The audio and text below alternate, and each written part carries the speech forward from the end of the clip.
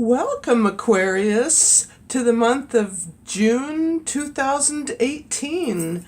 I'm Megan of North Star Astrology, and this is another general transits reading for those of you born with your sun, moon, and or rising signs in the 11th zodiacal sign of Aquarius, the water bearer. Now, the month starts out with your ruling planet in the 4th house of the home. And it just changed signs last month from Aries to Taurus, the other fixed sign, and will remain in your 4th house of the home for the next 7 years. So sudden happenings will be happening in the home. So now on June 2nd, Pluto will be conjuncting the moon in Capricorn in your 12th house of the subconscious mind and dreams. And let me start by saying this will be concretely transformative for you. Not that it isn't already, because you're quite intuitive and or psychic yourself, being that you're one of the outer zodiac signs. Or the first 7 are personal, and the last 7 signs are otherworldly. So with this moon conjunct Pluto in your 12th house, you'll be able to emotionally transform whatever it is that's affecting your dreams and your subconscious mind. Then on June 4th, Jupiter squares the moon when the moon enters your sign, Aquarius. So from the 10th house of career with Jupiter in Scorpio to the moon in Aquarius in your 1st house of the body and the self, the physical body, that is, you may very well want to look after your ankle area, as Aquarius rules the ankles. I know with Venus in Aquarius myself, I've had many twisted ankles, let me tell you, and it didn't tickle. However, with this moon square Jupiter, this deals with something to do with your career and public standing, and as well as the ego, as Mars is also in your sign in Aquarius. So, as I mentioned, be very careful at this time, because you could trip yourself up and hurt yourself on June 4th. In other words, slow down and take your time getting places. Then on June 6th, the last quarter moon occurs in the 2nd house, the 2nd house of money and what you value in Pisces. And that happens at 15 degrees 60 minutes, which then proceeds to trine Venus in Cancer, in your 6th house of work and health and service given, on June 7th. So with this last quarter moon in the 2nd house of money, you may very well be wrapping up financial deadlines, last moment financial deadlines. However, with the trine on the 7th of June, this very harmonious trine from the moon to Venus, you may very well have the ability to creatively ask for a favorable raise, as well as support and help others. Then on June 9th, the moon then squares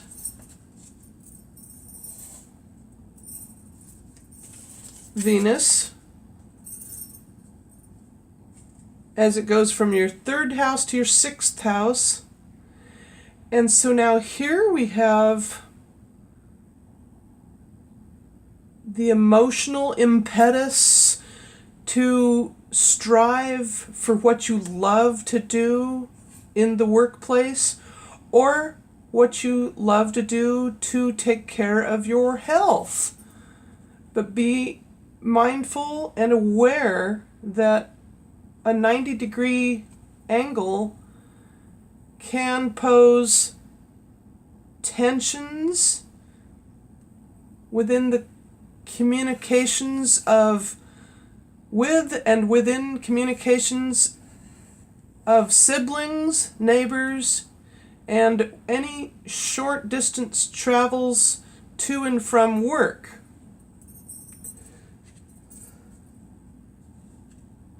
Then on June 12th, the first planetary ingress happens when Mercury leaves Gemini and enters Cancer and entering your 6th house of work and health, which then eventually sextiles the moon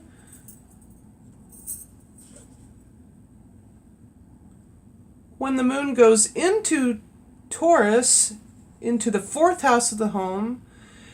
And with this emotionally pleasant connection between the moon and Mercury, you can then realize your dream of working uniquely from home and communicate better within home and work life. In other words, there's a good balance between them. Then on the following day, June 13th, the 2nd planetary ingress happens when Venus in Cancer enters Leo in your 7th house of relationships. So you may very well have a very loving, fulfilling, as the North Node of the Moon deals with fulfillment,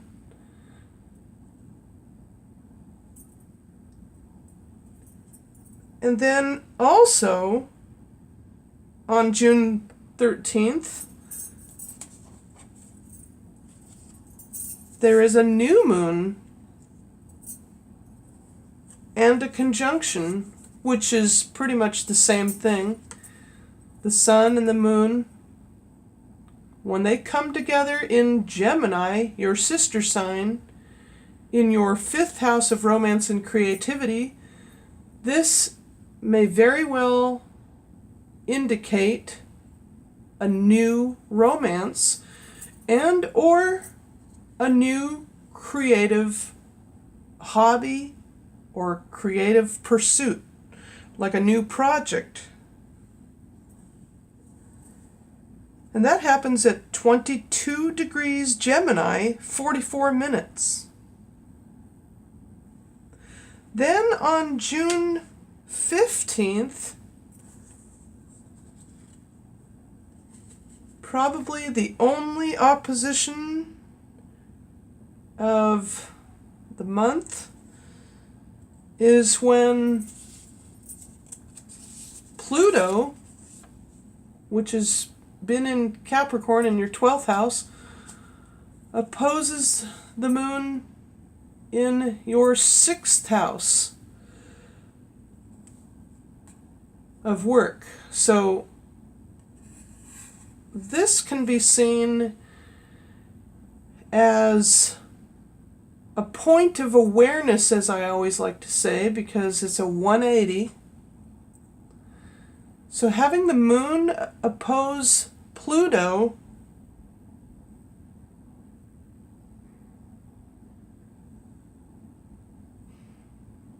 can give you that much more awareness from your dreams and the way that they will manifest within the work force. In other words, say for instance, like I used to have lots of dreams, and I would see coworkers in my dream state and work things out the following day. That might very well be a possibility. Then on June 18th,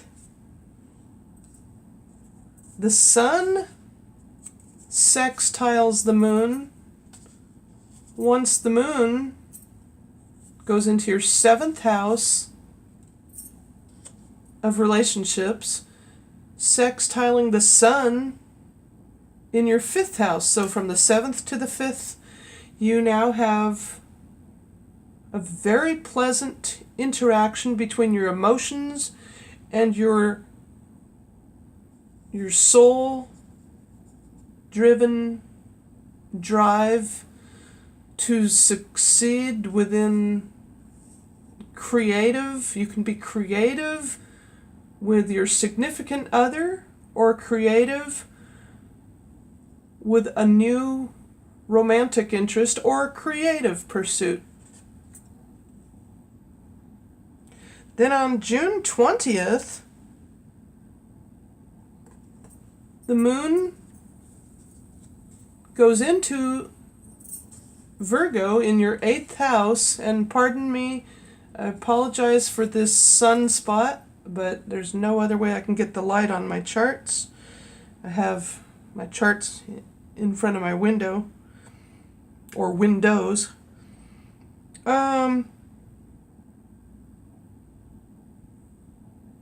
So, actually, this is a first quarter moon in your 8th house, which happens at 29 degrees 4 minutes. So,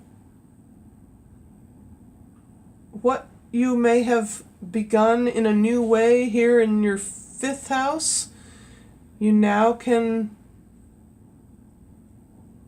move forward, go forward, and start something new emotionally, garnering others' support, as this is the house not only of sex, death, and taxes, but of others' resources.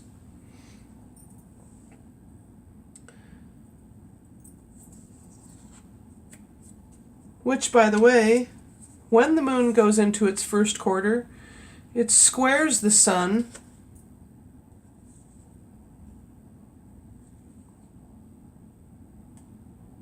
There is a square to the sun.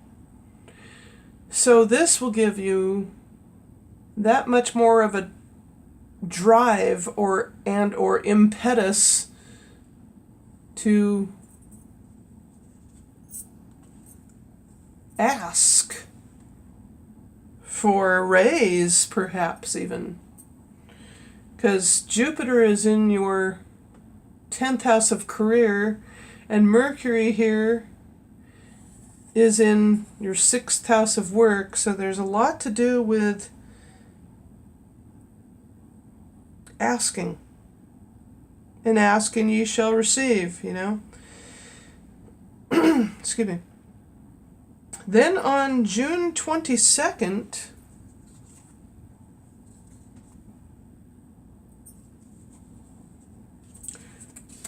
Pluto squares the moon. Once the moon goes into Libra, into your 9th house of religion and philosophy, higher education and law,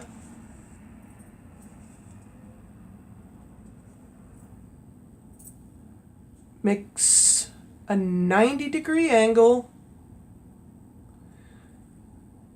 to the most outer planet Pluto into your 12th house.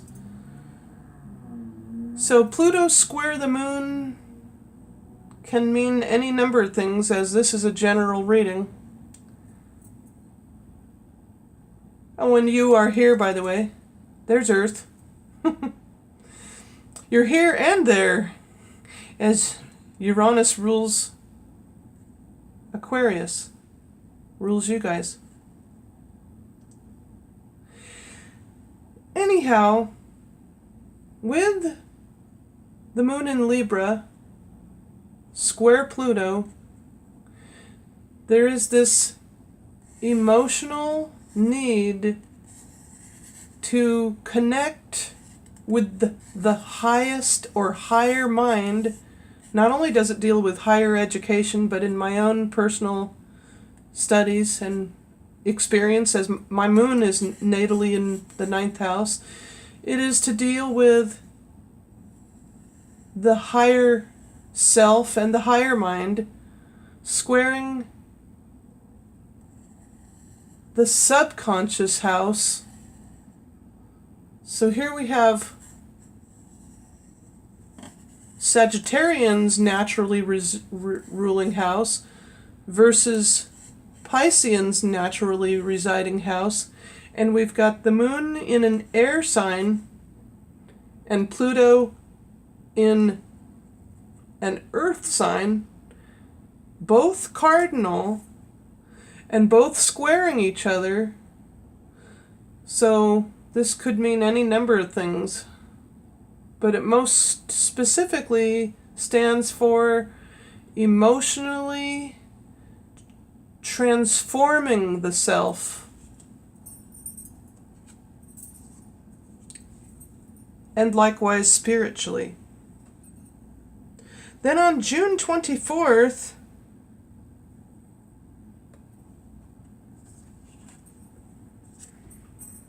when the moon goes into your 10th house of career, it then trines Mercury.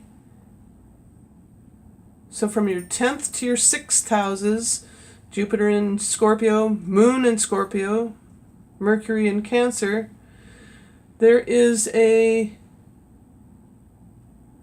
very harmonious flow within your ability to communicate emotionally to your higher ups.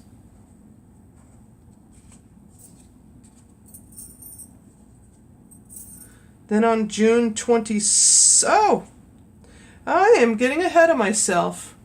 I plumb forgot that on June 21st, the longest day of the year, the sun left Gemini, or leaves Gemini, will be leaving Gemini, and entering Cancer into your 6th house of work. And then the square between Moon and Pluto, and now the Moon trine Mercury. Oh, sorry. Then on June 26th, Neptune